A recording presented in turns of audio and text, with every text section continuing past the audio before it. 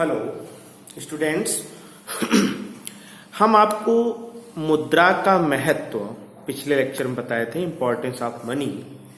अब हम आपको तीन जो अर्थव्यवस्था के संचालन के आधार पर अर्थव्यवस्था को तीन रूप से वर्गीकृत करते हैं कि पूंजीवादी अर्थव्यवस्था है, कि समाजवादी अर्थव्यवस्था है, कि मिश्रित अर्थव्यवस्था है। उसमें मुद्रा का क्या महत्व है इसके बारे में हम बताते हैं।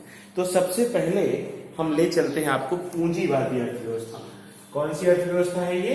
पूंजीवादी अर्थव्यवस्था है, पूंजीवादी अर्थव्यवस्था। अच्छा, आप जानते हैं कि पूंजीवादी अर्थव्यवस्था क्या होती है? इसमें मेन चीज होता है कि उत्पादन के जितने साधन होते हैं, मतलब भूमि, श्रम, संगठन, साहस, इस उत्पादन के साधनों पर निजी स्वामित्व होता है, मतलब खुद का स्वामित्व होता है। और इसमें जो है लोग खुद के लाभ के लिए कार्य करते हैं, ठीक है, अपने लाभ के लिए काम करते हैं। इसके विपरीत समाजवादी अर्थव्यवस्था में यही समझ लीजिए कि उत्पादन के साधनों पर निजी स्वामित्व नहीं होता, बल्कि किसका स्वामित्व होता है? सरकार का स्वामित्व होता है। और वहां खुद के लाभ के लिए सरकार कार्य नहीं करती है, बल्कि सामाजिक कल्याण को अधिकतम करने के लिए, सबके लाभ के लिए कार्य किया जाता है, ठीक है। तो यहाँ पर पूंजीवादी व्यवस्था में साधनों पर निजी स्वामित्व होता है और अपने लाभ को अधिकतम करने के लिए कार्य किया जाता है। और कौन कार्य करता है? मूल्य यंत्र। इसमें मूल्य यंत्र माने मांग और पूर्ति की शक्तियां शक्तिशाली होती हैं। यही निर्णय लेती हैं कि क्या उत्पादन किया जाएगा, कैसे उत्पादन किया जाएगा, किसके द्वारा उत्पादन किया जाएगा, ये कौन तय करता है? मांग और पूर्ति की शक्तियां तय करती हैं पूंजीवादी अर्थव्यवस्था में। और ये पूरा मूल्य यंत्र किसके आधार पर कार्य करता है? अच्छे से मुद्रा के आधार पर। अगर मुद्रा न होती तो ये मूल्य यंत्र ठीक से कार्य नहीं कर पाता और पूंजीवादी व्यवस्था चल नहीं पाती। तो अब जो है इसमें पूंजीवादी व्यवस्था में तीन मौलिक प्रश्न है कि क्या उत्पादन किया जाए।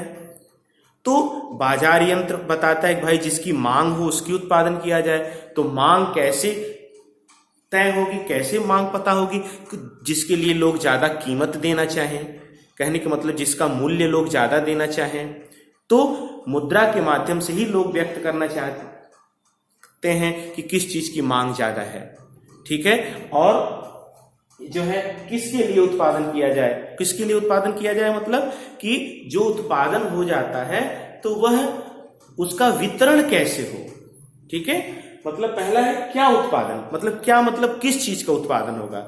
दूध का उत्पादन होगा कि शराब का उत्पादन होगा? तो जिस चीज की डिमांड ज्यादा होगी उसका उत्पादन होगा। और डिमांड कैसे व्यक्त होगी? लोग अपना डिमांड कैसे व्यक्त करेंगे? मुद्रा के माध्यम से व्यक्त करेंगे। और किसके लिए उत्पादन होगा? इसका मतलब कि जो उत्पादन हो जाता है उसका वितरण कैसे होगा, डिस्ट्रीब्यूशन कैसे होगा?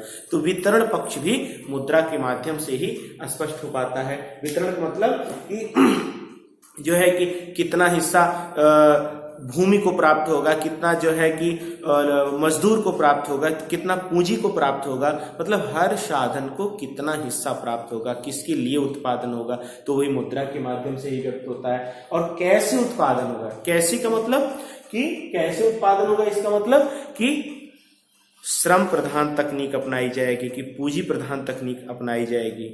तो क्या करता है उत्पादक? फिर वो तुलना करता है। किसकी तुलना करता है? कि श्रम प्रधान तकनीक की लागत ज्यादा है कि पूंजी प्रधान तकनीक की लागत ज्यादा है। क्यों? क्योंकि पूंजीपति अपने लागत को कम से कम करना चाहता है और लाभ को अधिक से अधिक करना चाहता है। तो वह साधनों में लागत की तुलना करेगा, अपने लाभ की तुलना करेगा। और ये सारे कार्यों कैसे कर पाएगा? मुद्रा के माध्यम से ही कर पाएगा। साधनों के मूल्य वह मुद्रा में ही आंक सकता है। तो इस प्रकार पूंजीवादी व्यवस्था में मुद्रा का महत्व होता है।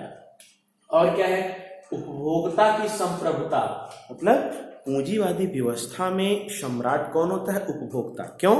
क्योंकि वो जो चीज चाहेगा, जिस चीज की डिमांड करेगा, बिना किसी रोक टोक के वो चीज उसे उपलब्ध होती है। पूंजीवादी व्यवस्था में वही चीज उपलब्ध होती है जिस चीज की डिमांड होती है। तो डिमांड कौन करता है? उपभोक्ता करता है। इसलिए उपभोक्ता उसमें कहा जाता है कि उसकी सॉवरेनिटी होती है, उसकी संप्रभुता होती है।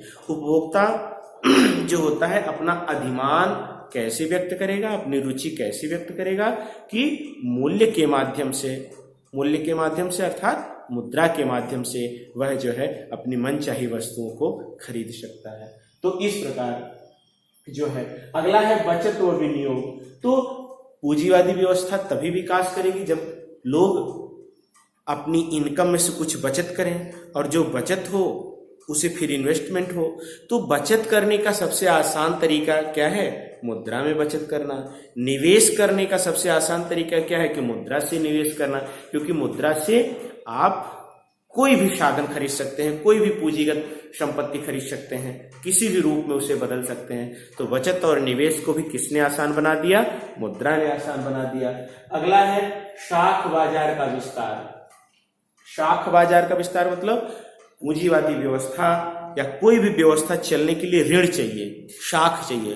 तो शाख किसके आधार पर जारी होता है? मुद्रा के आधार पर जारी होता है। मैंने पिछली मुद्रा के कार्य में बताया था कि बिना मुद्रा के कोई भी शाख या ऋण व्यवस्था नहीं चल सकती। इस प्रकार पूरा का पूरा शाख व्यवस्था मुद्रा के आधार पर चलता है। अगला क्या है? सामाजिक व आर्थिक स्वतंत्रता। स्वतंत्रता का मतलब, आर्थिक स्वतंत्रता का मतलब कि हमें कौन सा व्यवसाय चुनना है, किस व्यवसाय में कार्य करना है, किस वस्तु का उपभोग करना है, कौन सी टेक्नोलॉजी अपनाना है, ये आर्थिक स्वतंत्रता है। ये सारी स्वतंत्रता पूंजीवादी व्यवस्था में होती है, और ये सारी स्वतंत्रताओं का लाभ तभी मिल पाएगा जब हम मुद्रा के माध्यम से जो है अपनी स्वतंत्रता, मतलब अपनी तकनीक का चुनाव अगर हमें करना है या विज्ञापन करना है या कुछ भी करना है, तो हम मुद्रा के माध्यम से इन सारी स्वतंत्रताओं का लाभ पूंजीवादी व्यवस्था में चाहे उपभोक्ता हो चाहे उत्पादक हो वह प्राप्त करता है।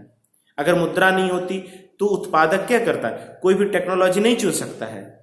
मान लीजिए वो पूंजीवादी तकनीक चुनता है, अब अगर मुद्रा नहीं है तो उसे वस्तु के रूप में पूंजी का पेमेंट करना पड़ेगा। तो हो सकता है वस्तु के रूप में पूंजी का पेमेंट स्वीकार ना हो।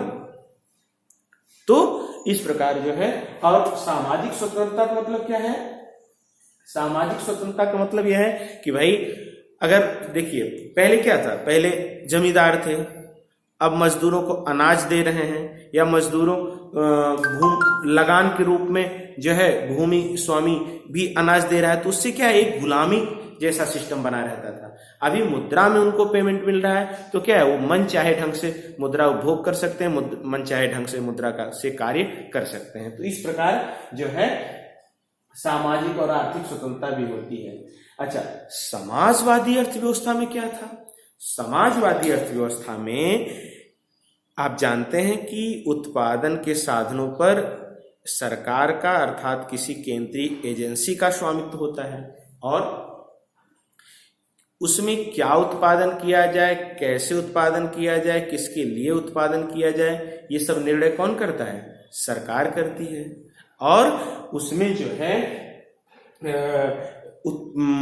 उसमें कल्याण को अधिकतम करने के लिए सरकार कार्य करती। तो बहुत से जैसे अर्थशास्त्री थे, जैसे रॉबर्ट ओवेन थे। रॉबर्ट ओवेन ने कहा कि भाई देखो जो है सब शोषण का जो जड़ है वो रॉबर्ट ओवेन ने कहा कि शोषण इसलिए होता है कि जो पूंजीवादी व्यवस्था में लोग लाभ के लिए काम करते हैं, और लाभ के लिए काम तभी कर पाते हैं जब मुद्रा उनको सपोर्ट करती है। और समाजवादी व्यवस्था में क्योंकि लाभ के लिए कार्य होता नहीं है, तो इसलिए जो है मुद्रा की कोई जरूरत नहीं है। मार्क्स ने भी यही कहा। मार्क्स ने भी कहा कि समाजवादी व्यवस्था में मुद्रा की कोई जरूरत नहीं हो सकती। लेकिन इन्हीं बातों से प्रभावित होकर जब जो है 1917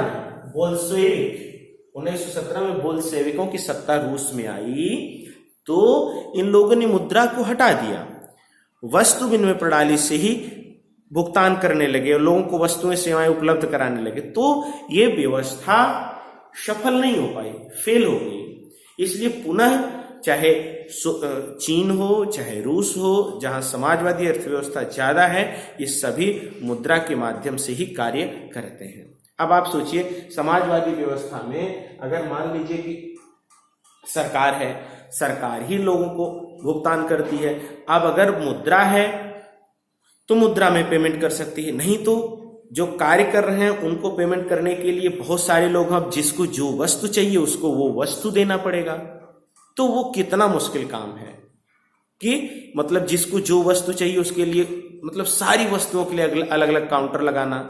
तो आप समझ लीजिए कि कितना बड़ा भ्रष्टाचार हो सकता है। क्योंकि अभी कुछ ही सार्वजनिक वितरण प्रणाली में जैसे आप देख रहे हैं कि कुछ गेहूं है या चावल है या कुछ दलहन है, कुछ ही चीजें दी जाती हैं, तो वहां कितना करप्शन होगा। जब सारी की सारी चीजें एक जगह से मिलने लगेंगी तो उससे भ्रष्टाचार की संभावना बहुत बढ़ जाती है। इसलिए समाज इन सब कमियों को दूर कर, अच्छा, और फिर क्या है, कर है। अगर मान लीजिए समाजवादी व्यवस्था है तो वहां भी कर लगेगा, तो सरकार को कर लेने में, वस्तुओं सेवाओं में कितनी मुश्किल होगी, लेकिन मुद्रा से आसान हो जाता है। पूंजी निर्माण करना हो, समाजवादी अर्थव्यवस्था में भी पूंजी निर्माण होना होगा, लोग बचत करेंगे और उस बचत से पूंजी निर्माण होगा, तो बिना मुद्रा के वो भी कार्य संभव नहीं है। इसी ढंग से विदेशी व्यापार है, विदेशी व्यापार अगर करना है तो भी मुद्रा की जरूरत पड़ेगी, क्योंकि आप समझौता कर सकते हैं। जैसे रूस ने क्या किया कि द्विपक्षीय समझौते कुछ देशों से करता था कि भाई आप एक वस्तु हमें दे दो, बदले में हम दूसरी वस्तु ले लेंगे। लेकिन इसमें अनेक कठिनाइयां आती हैं। दुनिया के आप हर देश से व्यापार नहीं कर सकते। हो सकता है बहुत सारे देशों जो है कि जिनको आप जो वस्तु देना चाहो उसकी आवश्यकता ना हो, उनको किसी दूसरी वस्तु की आवश्यकता हो, लेकिन मुद्रा के आ जाने से ये सारी समस्या दूर हो जाती है। तो इस प्रकार जो है समाजवादी अर्थव्यवस्था में भी मुद्रा बहुत ही आवश्यक है। तो देखिए, जो समाजवाद का मौलिक सिद्धांत है, मौलिक सिद्धांत क्या है कि भाई साधन पर निजी स्वामित्व नहीं रहेगा, सरकार का स्वामित्व रहेगा। सरकार ही ये तय करेगी कौन क्या कार्य करेगा और किसको कितना मिलेगा। तो इसमें मुद्रा हस्तक्षेप नहीं करती, लेकिन मुद्रा इन सारे कार्यों को अपने माध्यम से करने के लिए आसान बना देती है। तो समाजवादी व्यवस्था में भी मुद्रा का बहुत ही महत्वपूर्ण उपयोग है। तो इसके बाद एक अलग अर्थव्यवस्था जो भारतीय अर्थव्यवस्था, जैसे मिश्रित अर्थव्यवस्था। ये कैसी अर्थव्यवस्था है? मिश्रित अर्थव्यवस्था। मिश्रित अर्थव्यवस्था क्या है? जिसमें समाजवादी अर्थव्यवस्था और पूंजीवादी अर्थव्यवस्था का मिला जुला स्वरूप है।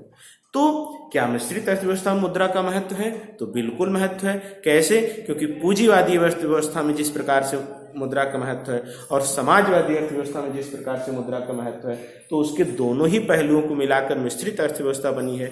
इसलिए मिश्रित अर्थव्यवस्था में भी मुद्रा का बहुत ही महत्व है। मिश्रित अर्थव्यवस्था में एक तरफ बाजार होता है, एक तरफ सरकार होती है। तो बाजार को चलने के लिए, मूल्य यंत्र को चलने के लिए मुद्रा की आवश्यकता है। और जो क्षेत्र बाजार नहीं अच्छे से कार्य कर पाता, जैसे शिक्षा है, स्वास्थ्य है, सड़क है, और जो है सड़क है, पुल है या सार्वजनिक वितरण प्रणाली है, इसमें सरकार कार्य करती है। तो जहां आप समझ रहे हैं कि चाहे सड़क का निर्माण हो, चाहे शिक्षा हो, चाहे स्वास्थ्य हो, इन सब चीजों का कार्य मुद्रा के माध्यम से आसान हो जाता है। तो इस प्रकार मिश्रित अर्थव्यवस्था, पूंजीवादी अर्थव्यवस्था और समाजवादी अर्थव्यवस्था, तीनों ही आर्थिक प्रणालियों में मुद्रा बहुत ही महत्वपूर्ण है। Thank you.